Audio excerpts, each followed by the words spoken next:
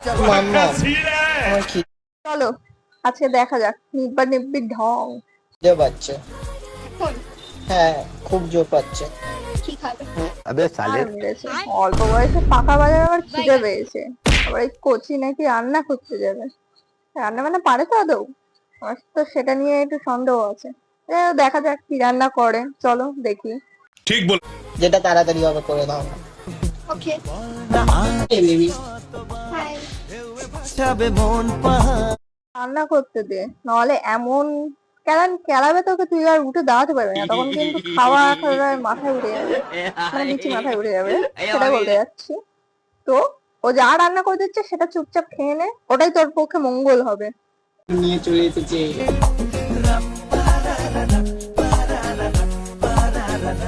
হ্যাঁ না, ও তোর বোন লাগে রে। ওইটুক বাচ্চার সাথে কি প্রেম করে? তোর বোনের বন্ধু হবে ভাই। তোদের বাড়ির লোক এইসব ভিডিও দেখে না? আমার বাড়ির লোক দেখলে তো প্রতি লাথি মেরে বের করে দিতে এতক্ষণে। আমি বাড়িই থাকতাম না, খাওয়া তো দূরই থাক, খাওয়া আমার মাথায় উঠে যেত। শালা কি বলবো। আর এইসব ভিডিও করে মানে ফেসবুকে ইউটিউবে সব জায়গায় ছাড়বে, আর এইসব ভিডিও গুলো আমার চোখের সামনে বেশি আসে। শালা ঢ্যামনা কোথাকারের।